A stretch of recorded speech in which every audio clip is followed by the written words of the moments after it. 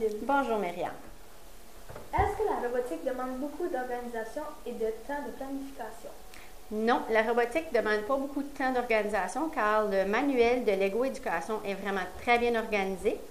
Il y a toujours une petite histoire au début, donc ça va chercher de la littératie. Il y a un petit garçon qui s'appelle Tom et une petite fille qui s'appelle Lisa. Et il y a toujours une petite mise en situation. Donc c'est très bien organisé. Puis aussi, il y a toujours une hypothèse, puis les feuilles d'activité sont prêtes. Donc non, il n'y a pas plus d'organisation.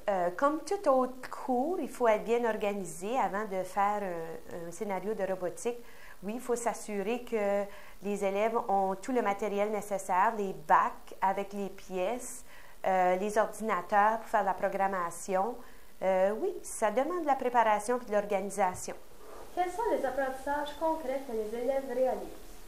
Il y a beaucoup d'objectifs qui sont touchés avec le projet de robotique et je dirais surtout c'est au niveau des sciences.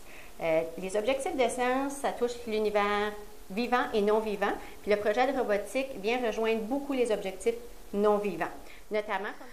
Les apprentissages, bon, c'est qu'on place les élèves en vraie situation de résolution de problèmes, où les élèves ont à trouver une façon de faire avancer leur robot en essayant diverses façons. Ça travaille aussi les notions mathématiques comme la distance, la circonférence des cercles, les degrés, les angles. Est-ce que tous les élèves sont motivés? Ils sont vraiment très motivés. Ils adorent. Quand je dis qu'on fait de la robotique, ils sont assis puis ils attendent. La plupart des élèves, tous les élèves sont motivés. Puis là, ici, on a un intérêt spécial pour les garçons. Les garçons, c'est quelque chose qui les intéresse vraiment beaucoup. Puis je pensais que les filles seraient moins intéressées par ça, mais non, les filles aussi aiment ça, faire la robotique. Comme enseignante, est-ce qu'il faut avoir une bonne gestion de classe?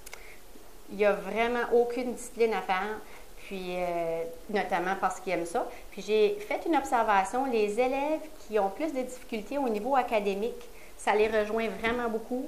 Je ne sais pas pourquoi, ils sont manuels, ils font ça vraiment rapidement, puis ça va les valoriser beaucoup. Oui.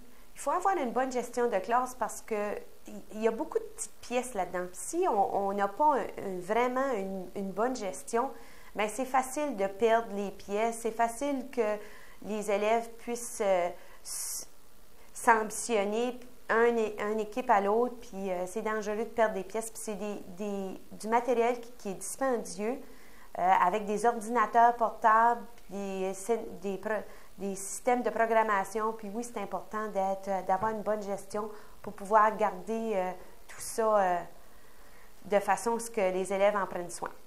Qu'est-ce que vous préférez dans le projet de robotique? C'est tout simplement voir la passion des enfants face à la robotique. Moi, ce que je préfère, c'est l'interdisciplinarité que ça procure. En faisant la robotique, ça touche les sciences, la mathématique, la coopération, même le français, parce qu'à chaque fois qu'on finit un scénario, les élèves doivent écrire sur comment c'est passé, puis publier sur leur cybercarnet. Alors, on touche également le français. Alors, moi, ce que j'aime là-dedans, c'est que dans une leçon, on touche plein de sujets.